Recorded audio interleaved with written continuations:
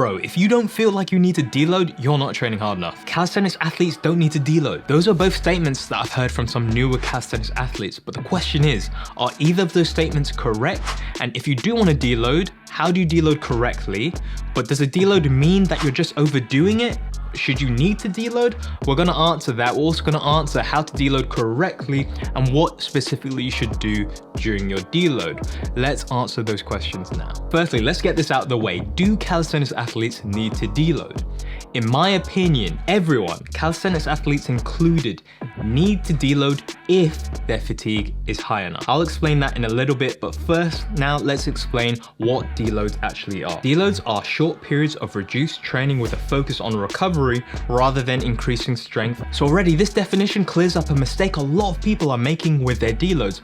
A lot of people with their deloads, they're just assuming that it's a full week of not training to recover, but that's not necessarily the case. It's just a focus on recovery rather than muscular or strength adaptations. So this doesn't necessarily mean you stop training altogether. It could, but also you could potentially keep training as long as the focus is recovery to reduce your level of fatigue. So now's the perfect time to explain why you should deload, when you should deload, and a little bit about fatigue and why it's important to manage it. A year ago or so, I made a video called Why You're Stuck with Your Calisthenics Training. It's in a playlist I made called Calisthenics Strength Principles and Programming. So if you guys are confused by anything or want a little bit more detail, I have a whole list of videos going over topics like these, so you can watch those. But I'm going to explain a little bit in this video. To give you a breakdown of what I say in those videos, there are 3 attributes you want to manage in your training. There's performance, there's fitness, and there's fatigue. Performance is essentially how well you can carry out a specific activity. So if it's a strength-based sport, it's going to be related to your strength. So how much you can lift,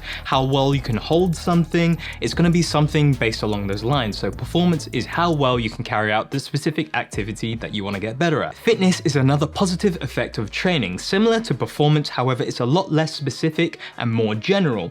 For example, you can think of it as your general strength level, your metabolic conditioning, or your ability to go through different movement patterns. For now, just think of it as your general strength level, but not specific to a sport. And lastly, we have fatigue, a negative effect of training. A lot of you guys will inherently know what fatigue is. If you've done training before, you'll know after a set, you get tired. That's acute fatigue. However, after a long period of training, weeks of training, you might build up chronic fatigue. From all those training sessions, maybe back to back or a day after another, you will build up an accumulative fatigue that is almost chronic. It builds up over time. But there's also fatigue straight after a set that dissipates quite quickly. Those are 2 different types of fatigue, but they're both negative effects of training. Now have a look at this equation. Performance equals fitness minus fatigue. So the greater your fitness and the lower your fatigue, the greater your performance. So if we want our performance in our specific sport to remain high, we want our general fitness and our general health to be high and maintained as high as we can, and we want our fatigue to be as low as we can actually manage.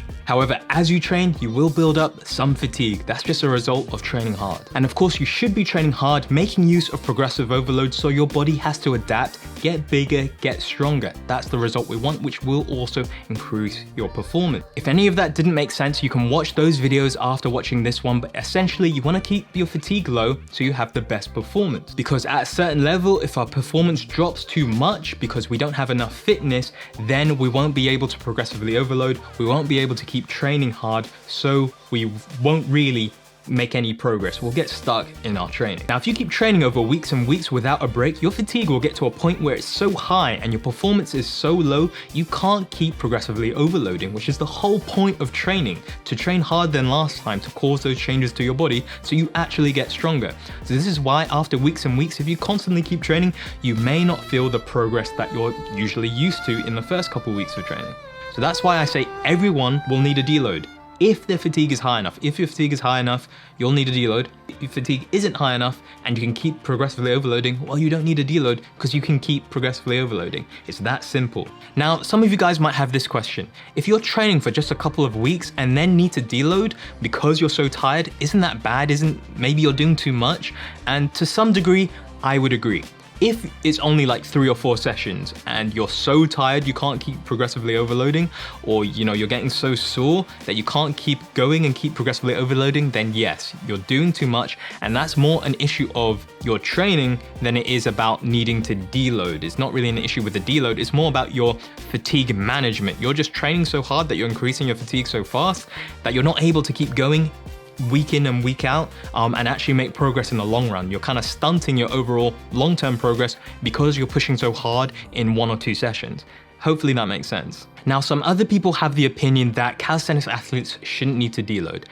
At the top level, and when you know your body very well and you're very advanced, I can get onto this a little bit later. In some scenarios, yes, you won't need to deload. You'll be able to manage everything perfectly, where pretty much you can continue to progressively overload week in, week out, and you don't really need to deload. You don't really need to take a specific couple days in a row off because you can keep progressively overloading. That can happen.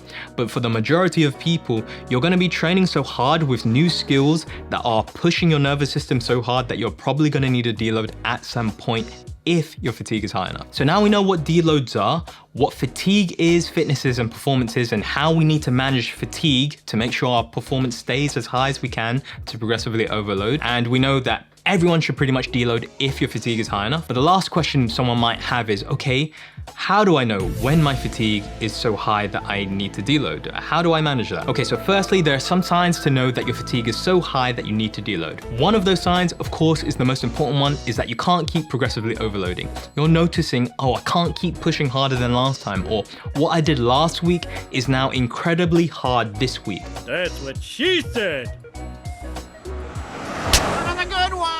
Now, this might not necessarily mean you need to deload, it might just mean you had a couple bad nights sleep or you didn't recover well, but that could be enough to say, okay, let me take a couple days off, okay? Doesn't mean it has to be a full week. I'll go on to this a bit later about the specifics of how to deload, but in terms of knowing when to deload, it's just essentially when you notice you can't keep progressively overloading and pushing yourself as much as you usually could. So if I'm learning straddle planche, I'm usually getting, 3 to 4 seconds consistently, and suddenly I drop to 1 to 2 seconds the next week or a couple of days later, I know my fatigue is quite high.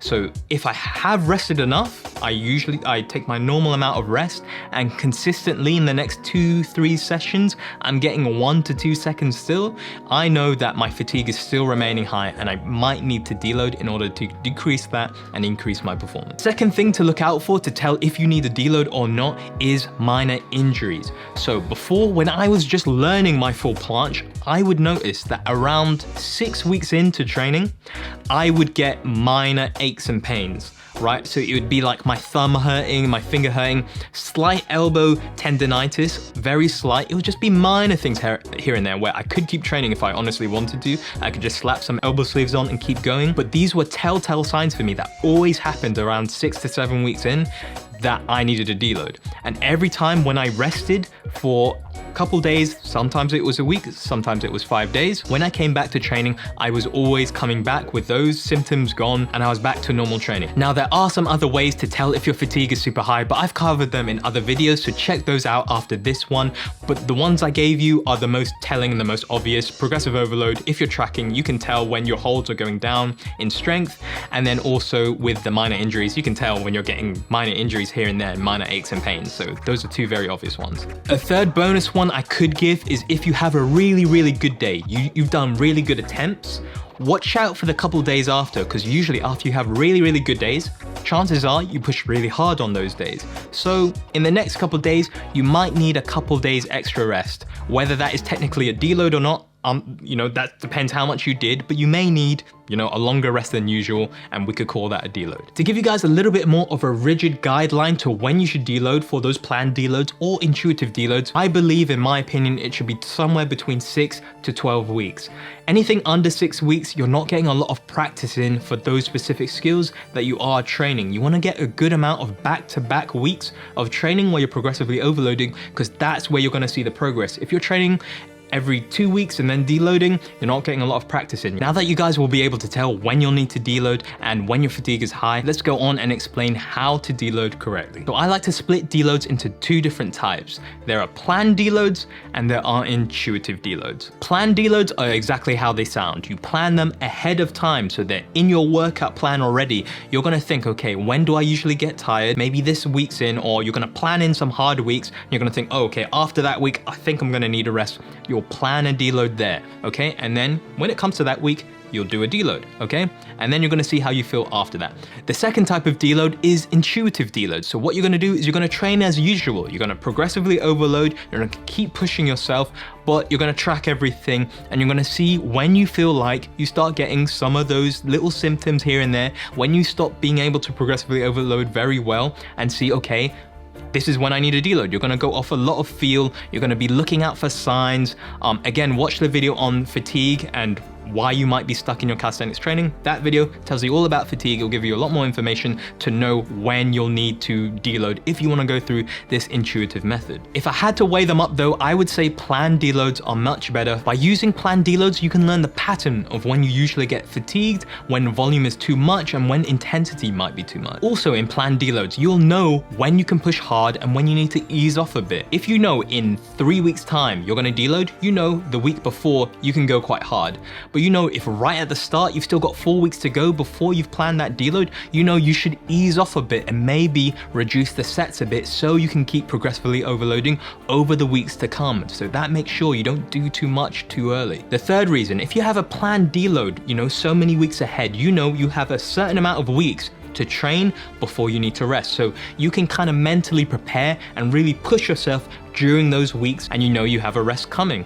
If you're just doing it intuitively, you don't necessarily know when you're gonna rest. You might be like, okay, should I push hard? Should I not today? How do I feel? You might be a little bit more hesitant, but if you've already planned the deload, you can be a lot more sure of yourself. Okay, I need to lock in for these weeks and I need to pace myself, but I still need to push hard. You can be a lot more incremental with it and you can be a lot more structured and organized with your training rather than doing it intuitively, which might be a little harder, especially if you're newer to training and don't really know your body as well. For those of you that made it this far in this video, let me know what video you want me to make next. Do you want a tendon simplified video? Because I know the last one was kind of complicated, so I can simplify it for you guys. Do you want a straddle planche tutorial video?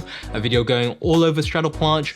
Or do you want a video breaking down more concepts to do with programming? Just like I did with this video about deloads, do you want one talking about, you know, how to program volume and intensity, how to know you're hitting enough volume and intensity? Do you want things like that about programming? Let me know down in the comment. And lastly, with planned deloads, you can take a mental break from training. A lot of us love calisthenics. We love it so much, we want to constantly keep training.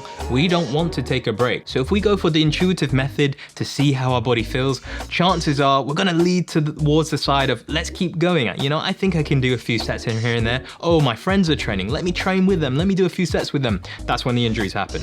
So by planning in the deload, you'll be a lot stricter with yourself and you can, you know, spend your time doing other stuff besides calisthenics. You know, for us guys, you know, there is stuff outside of calisthenics that you can get involved with that's going to keep your fatigue down and still be fun. I know a lot of guys that really love calisthenics, so do I, but it's nice to take a break from it. So when you come back, that passion and desire for those skills is even stronger, and that will fuel you for the next couple weeks as well. So that's some of the reasons why I love planned deloads over just intuitive deloads. Having said that, I use a combination of both, especially for people I train. So now at this point, you're gonna decide if you're gonna go for a planned deload, an intuitive deload, or a mix of the two where you're gonna plan a deload, but see how you feel when you get to that point. But now, what should you do during the deload and how long should you deload? If I take you back to the definition, the whole point is to focus on recovery. So that's what we should be doing with the purpose of reducing our fatigue. That's the whole point, so we can get back to progressively overloading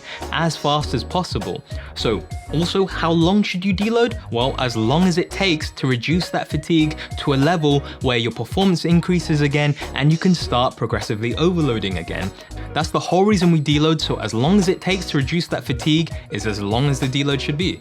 Whether that's 3 days, 4 days, 5 days, 7 days, doesn't matter. However, this comes with some caveats. If you're deloading because you have an injury, then you might be deloading for even longer than 2 weeks, depending on how severe that injury is, because obviously the injury is going to stop you from progressively overloading, potentially. So in general, 4 to 7 days should be good enough for the standard person, but again, it will depend on how high your fatigue is and how well you are recovering. Are you sleeping? Are you getting the nutrition you need? All of that will increase how well that fatigue drops and how quickly it drops, so you can go back to training faster. Now, to go back, lastly, what should you do on your deload? Here are the things I recommend. As a general rule, cut your volume and intensity in half. By the way, cutting the volume and intensity in half is not a strict rule, but I find it the best way to make sure that your session is focused on recovery. I find if I do anything else, if I let myself have any other leeway, I end up doing things I shouldn't do. And instead of focusing on progressive overload and chasing that, I'd rather have fun with skills. So you're now able to use a heavy band. This is now your excuse to use a heavy band and just try skills that are maybe not within your usual skill range or things you wouldn't usually do in your training session. During that deload week, I really like to use equipment like trigger balls, foam rollers to really get into those places of my traps, my upper back, those areas that get really tight and I end up using a lot during my planche and front lever training.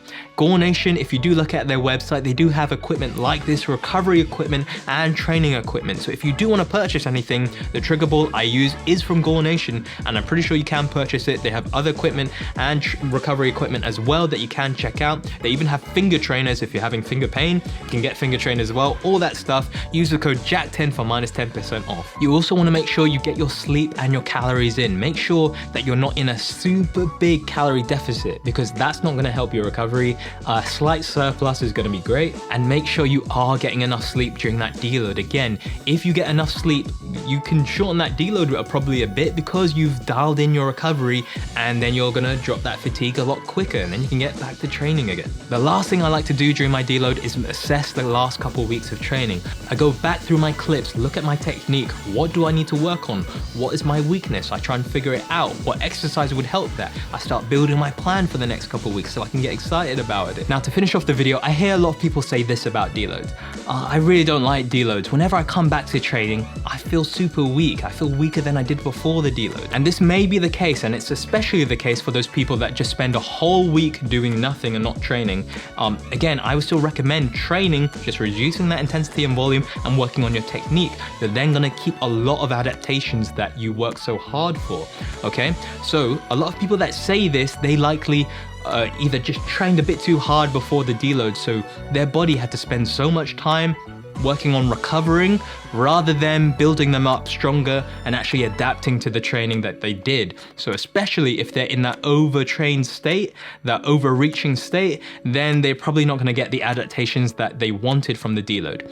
If you do a deload right, you do the perfect amount of training, the perfect amount of stimulus, you rest right before you hit that peak of your fatigue is too high, your body is going to go through something called super compensation. Again, this is something I mentioned in another video. So now you guys know how to deload correctly for calisthenics. Don't just spend a whole week doing nothing. Focus on your recovery, your stretching, your mobility. Take between 4 to 7 days of rest where you're still doing active recovery. Work on your technique, cut your volume and intensity by half, and make sure you're planning that deload at the right time. Either do it ahead of time or do it intuitively, but just make sure you're doing it before you reach that overtrained state, because then you're going to have the best chance at coming back to training with your feet running. What was I going to say?